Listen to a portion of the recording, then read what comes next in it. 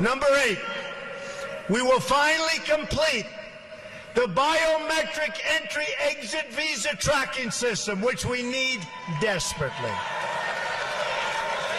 For years, Congress has required biometric entry-exit visa tracking systems, but it has never been completed. The politicians are all talk, no action, never happens, never happens.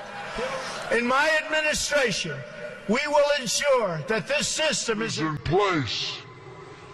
And I will tell you, it will be on land, it will be on sea, it will be in air. We will have a proper tracking system.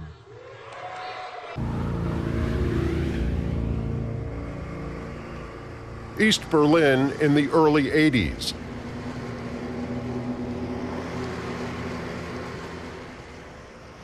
This street leads to West Berlin. Anyone entering this restricted security zone requires special permits, even visitors of the cemetery seen here on the left.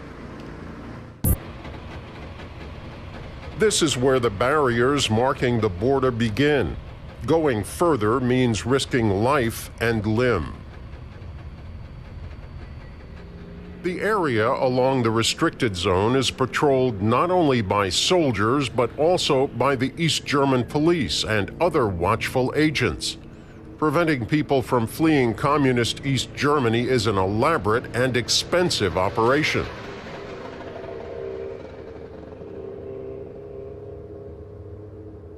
Two soldiers guard a 200-meter stretch of border here. In total, there are 12,000 border troops posted in Berlin.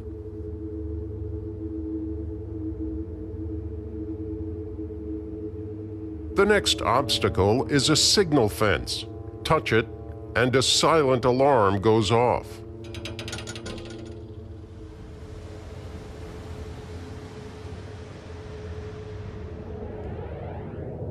Soldiers in the watchtowers can immediately see where the alarm has been triggered. The would-be escapee doesn't know it, but the guards are already aware of what is happening and where. The guards in the tower can alert other troops along the border and direct their operations. At night, the no-man's land around the border is lit up bright as day. In the West, this area is known as the Death Strip, a place where East German border guards will shoot to kill as a last resort to prevent an escape.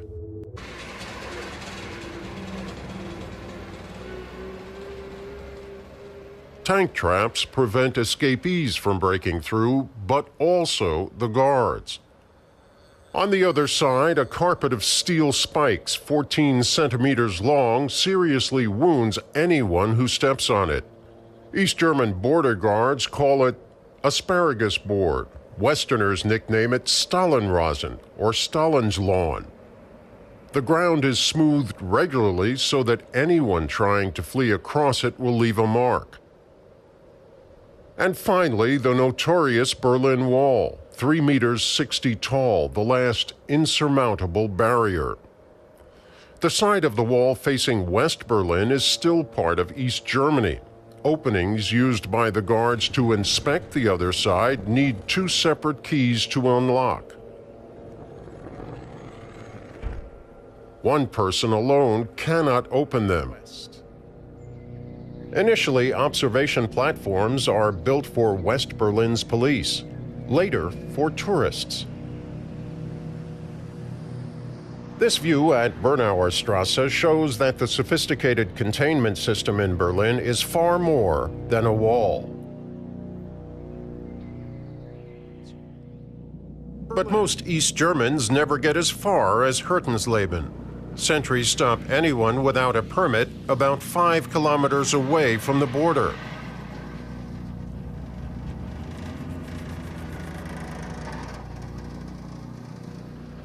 Right on the frontier in Hürtensleben itself, the residents are confronted constantly with the threat of forced resettlement to places deeper inside East Germany. In the 1950s and 60s, those deemed to have a high potential to flee had already been resettled as part of what the East German regime called Operation Vermin. Before Germany was divided, this street simply ran a straight course.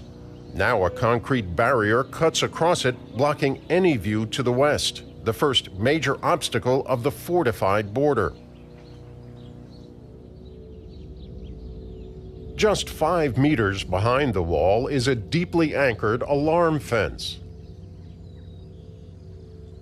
Openings have been left in its foundation for the many rabbits living in no man's land to prevent them from triggering the alarm.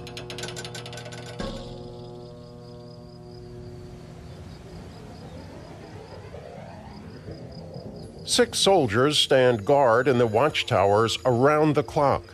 2 are at the top. The other 4 are posted in quarters below.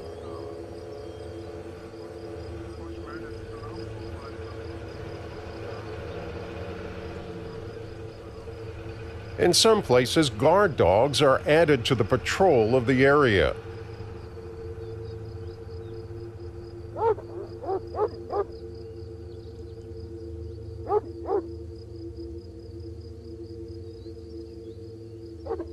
A tripwire serves as a further alarm. When a person runs into it, a yellow flare is triggered.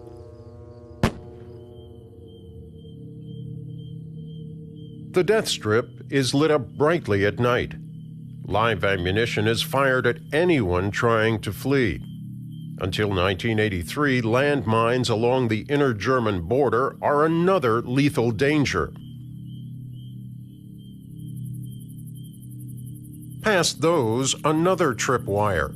When triggered, it fires a red flare to let the border guards know precisely how far an escape attempt has progressed.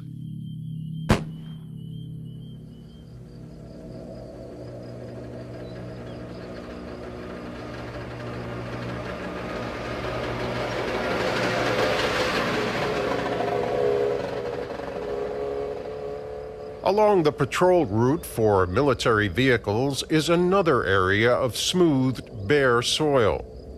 Every footprint can be seen clearly. Tank traps block all vehicles here as well. Concrete barriers are put up only in areas believed to be especially vulnerable. Most places along the inner German border are marked by a fence, 3 meters tall. There are gates where the fence meets the wall. The first few meters on the other side of the barriers are part of East Germany. Only the most reliable soldiers patrol there.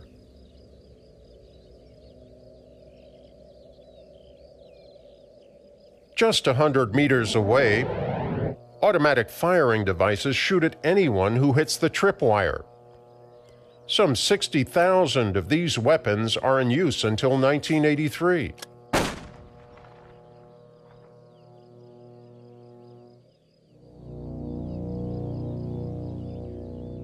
Hundreds of people are killed trying to flee East Germany. The communist regime has made prisoners of its people. They are walled in. In my administration, we will ensure that this system is in place. And I will tell you, it will be on land, it will be on sea, it will be in air. We will have a proper tracking system.